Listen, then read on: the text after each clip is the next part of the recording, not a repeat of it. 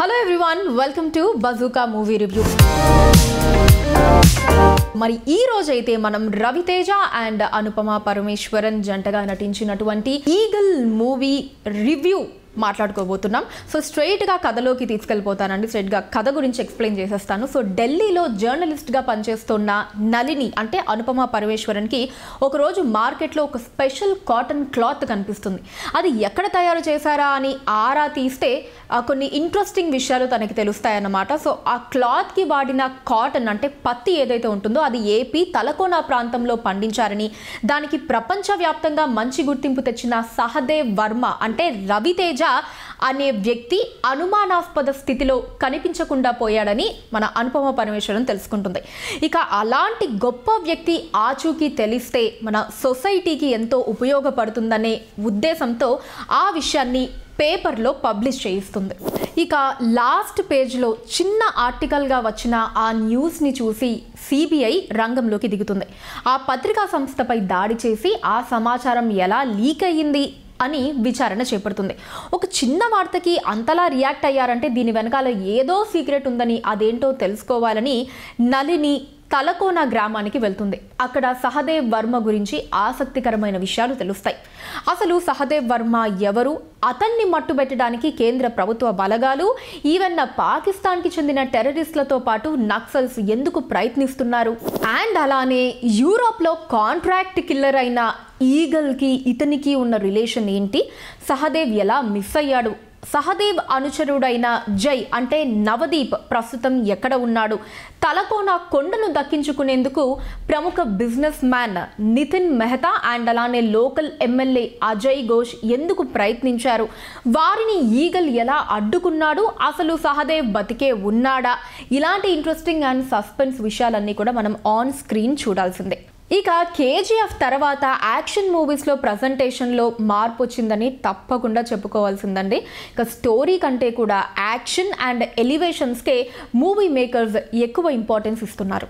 ఇక ఆడియన్స్ కూడా అలాంటి చిత్రాలని ఆదరిస్తున్నారు అనుకోండి. ఈగల్ కూడా ఆ తరహా చిత్రమే. మన కేజీఎఫ్, విక్రమ్, జైలర్ తరహాలోనే ఇందులో కూడా భారీ యాక్షన్ సీన్స్తో పాటు హీరోకి కావలసినంత ఎలివేషన్ ఇచ్చారు.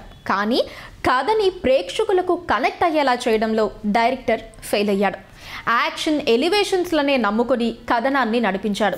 మూవీ స్టార్టింగ్ నుంచి హీరోకి భారీ ఎలివేషన్స్ ఇచ్చారు. ప్రతి సీన్ కూడా క్లైమాక్స్ అన్నట్లుగానే తీర్చిదిద్దారు. ఇక మణిబాబు రాసిన డైలాగ్స్ అయితే హీరోని ఒక రేంజ్లో కూర్చోబెడతాయి. అయితే కొన్ని చోట్ల వచ్చే డైలాగ్స్కి అక్కడ జరిగే సన్నివేశానికి ఎలాంటి సంబంధం ఉండకపోవటమే కాకుండా కొంచెం అతిగా కూడా అనిపిస్తుంది. యాక్షన్ సీన్స్ మాత్రం ఆకట్టుకుంటాయి. ఈ సినిమా స్టోరీ ఢిల్లీలో ప్రారంభమై ఏపీలోని తలకోన ప్రాంతం చుట్టూ తిరుగుతుంది. జర్నలిస్ట్ నళిని వార్త ప్రచురించటం, సిబిఐ రంగంలోకి దిగి పత్రికా సంస్థపై దాడి చేయటంతో కథపై ఆసక్తి కలుగుతుంది. హీరో ఎంట్రీకి ఇచ్చే ఎలివేషన్ సీన్ ఆకట్టుకుంటుంది. హీరో క్యారెక్టర్ గురించి తెలియజేయకుండా ఎలివేషన్స్ ఇవ్వటంతో కొన్ని చోట్ల అంత బిల్డప్ అవసరమా అని కూడా అనిపిస్తుంది.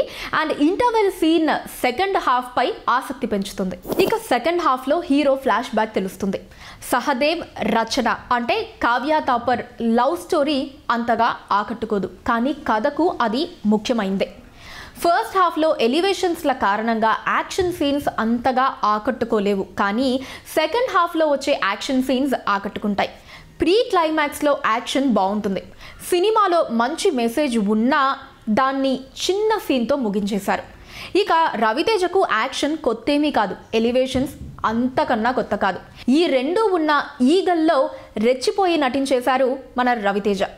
సహదేవ్, ఈగల్ ఇలా రెండు క్యారెక్టర్స్లో చక్కగా నటించారు. ఇక ఇన్వెస్టిగేటివ్ జర్నలిస్ట్గా అనుపమ తనదైన నటనతో ఆకట్టుకుంటుంది. నవదీప్ తన పాత్ర పరిధి మేర చక్కగా నటించాడు. ఇక వినయ్ రాయ్ పాత్ర చిన్నదైనా ఉన్నంతలో ఆకట్టుకున్నాడు.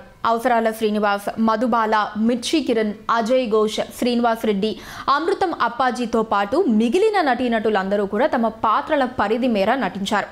ఇక టెక్నికల్ విషయాలకు వచ్చేస్తే టెక్నికల్గా సినిమా పర్వాలేదు అనిపించుకుంటుంది.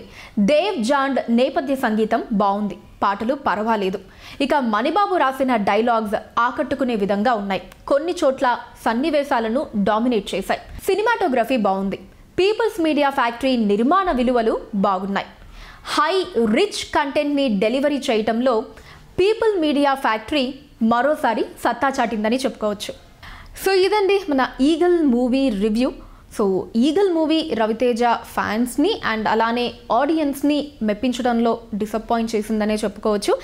అండ్ సో మరి త్వరలో మళ్ళీ రవితేజ గారు ఒక బ్లాక్ బస్టర్ హిట్తో ఆడియన్స్ని పలకరించేస్తారని ఆశిస్తూ, సో నెక్స్ట్ మూవీ రివ్యూలో మళ్ళీ మీట్ అవుదాం. Until then take care, by.